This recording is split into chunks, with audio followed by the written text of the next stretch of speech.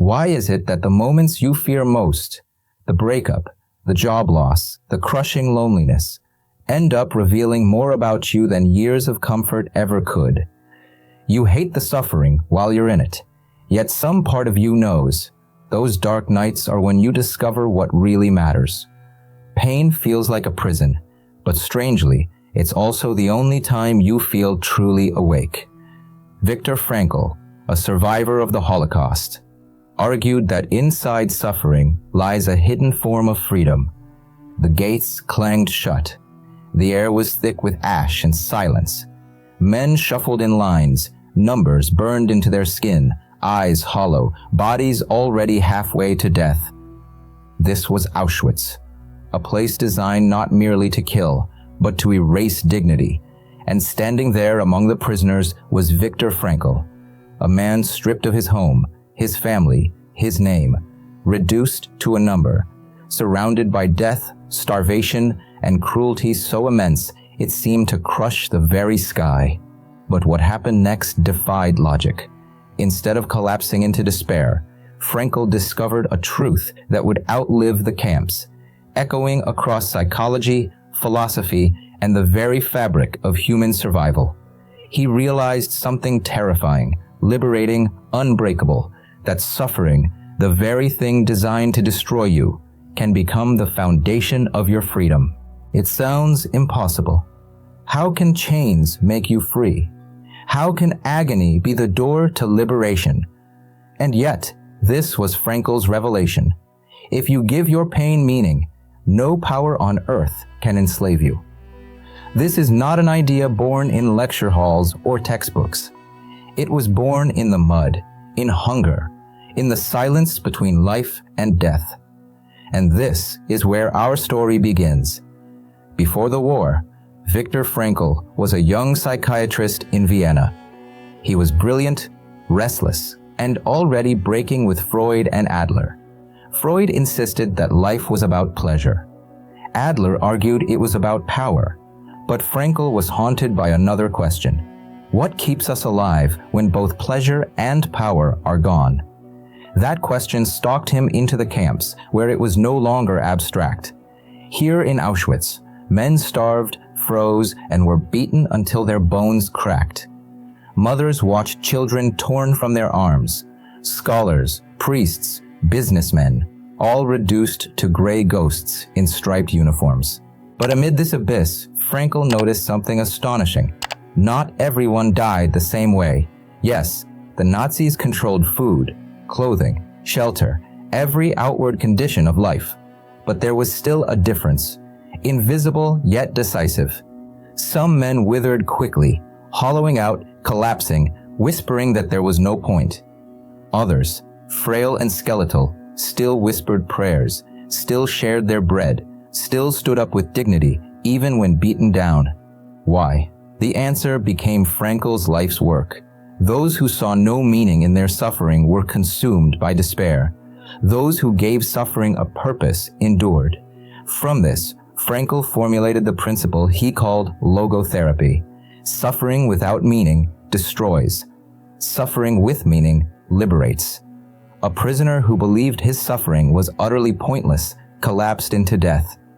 But a prisoner who whispered, "I must survive to see my child again," or "I must endure to tell this story," could withstand agony that defied biology. Frankl put it in words sharper than any blade. Everything can be taken from a man but one thing, the last of the human freedoms, to choose one's attitude in any given set of circumstances, to choose one's own way.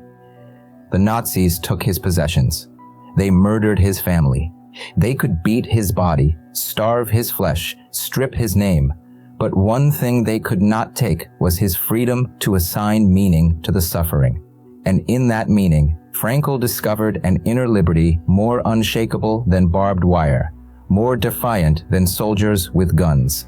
Modern life teaches us to run from pain, to numb it, escape it, bury it under pleasure, distraction, medication.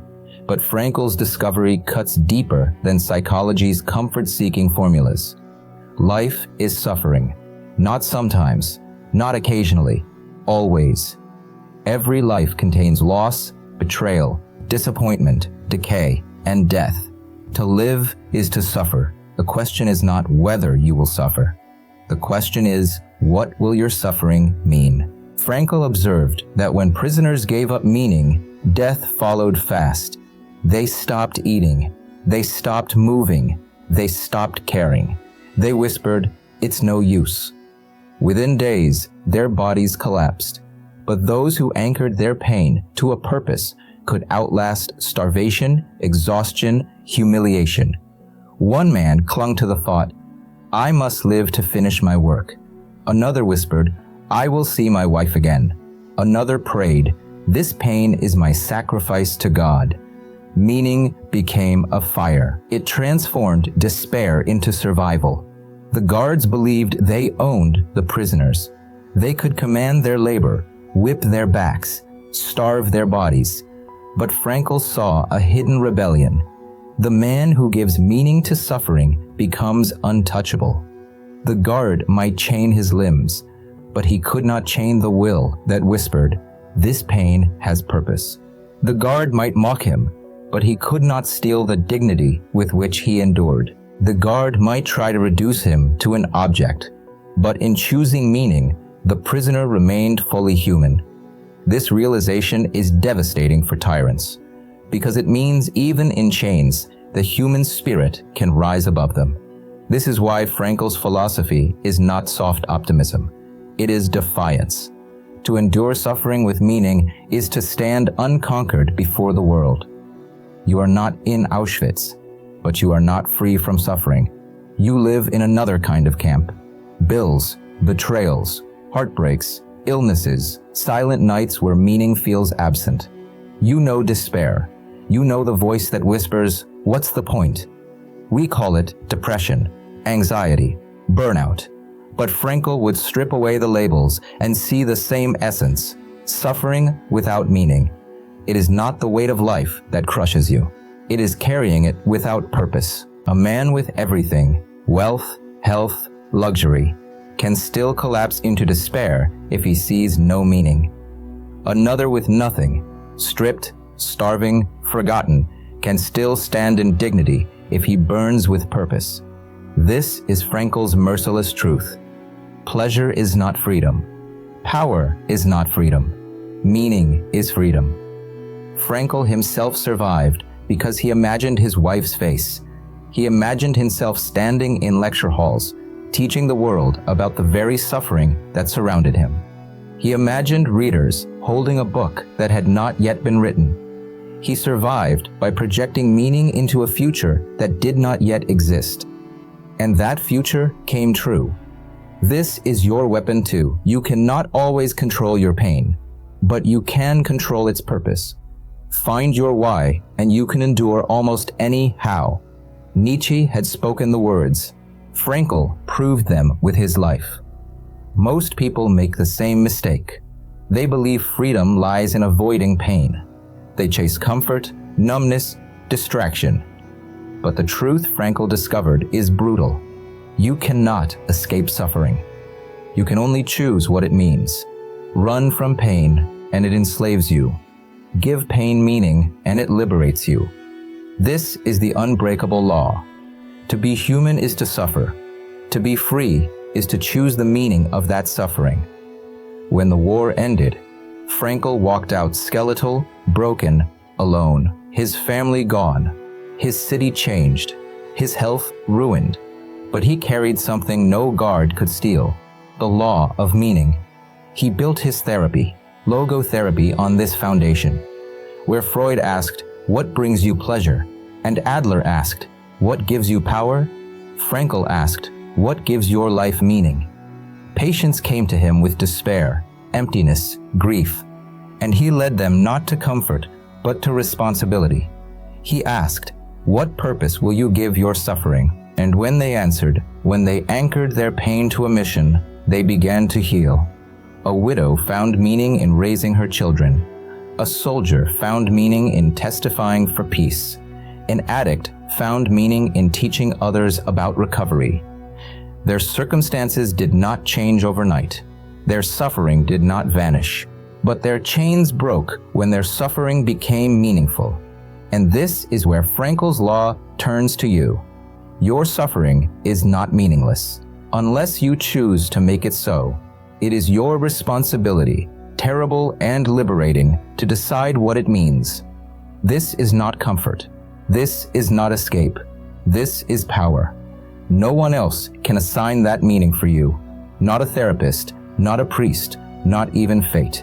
It is your last, unbreakable freedom. And once you choose, your chains begin to fall away.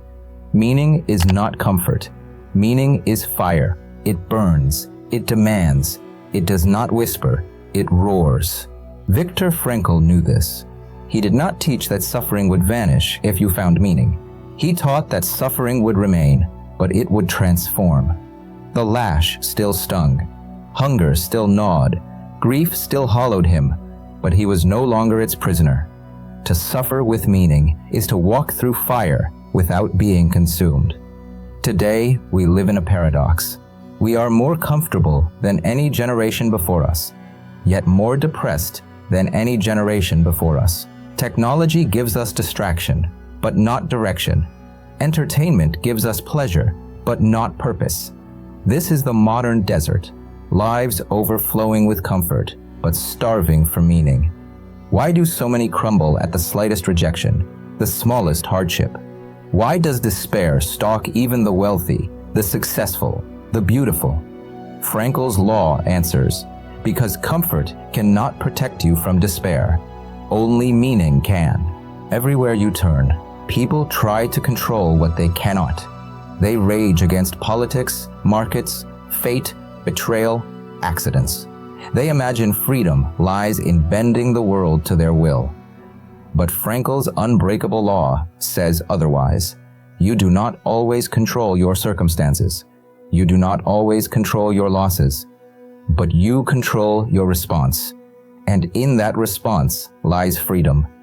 The camp guard could strike Frankl's body. He could not dictate Frankl's interpretation of that strike.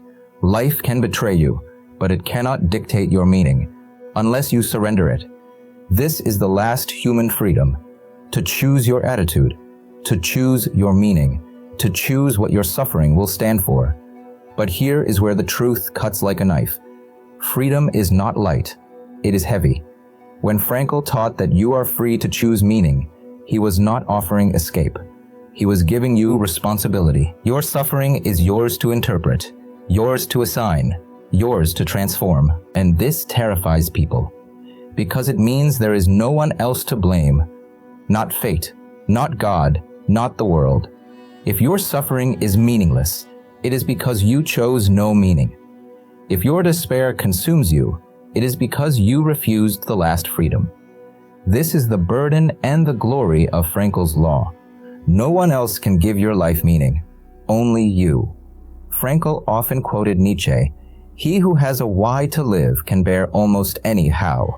The question is, what is your why? It cannot be shallow. Comfort will not endure. Pleasure will not endure. Power will not endure. Your why must be deeper. It may be love, a person whose existence gives you strength.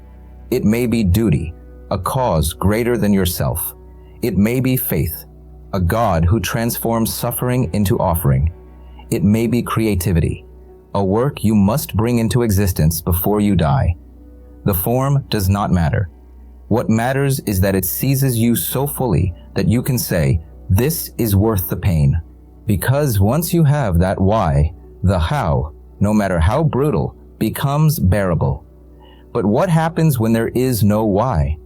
Frankl described what he called the existential vacuum, an inner emptiness, a hollow that no comfort can fill. It shows up as boredom, apathy, despair. In his day, he saw it in the rise of addiction, violence, meaningless pleasure. In our day, the vacuum is everywhere. Endless scrolling, endless entertainment, endless distraction, all hiding the same void. People ask, why do I feel so empty when my life is full of things? Frankl's answer, because things are not meaning. Without a why, the soul rots. With a why, The soul endures anything. For Frankl, his why was love. He survived Auschwitz by holding the image of his wife in his mind. He did not even know if she lived. But in his imagination, he saw her face, heard her voice, spoke to her in silence. And in that love, he endured. Later, he would write, "The salvation of man is through love and in love." But note carefully, love did not erase the suffering. It transfigured it. Hunger remained, beatings remained, but through love, the pain had meaning. This is not romance. This is survival. After the war, Frankl applied the same law in his practice. A widow came to him, broken with grief. Nothing could console her. She demanded, "Why must I suffer so?"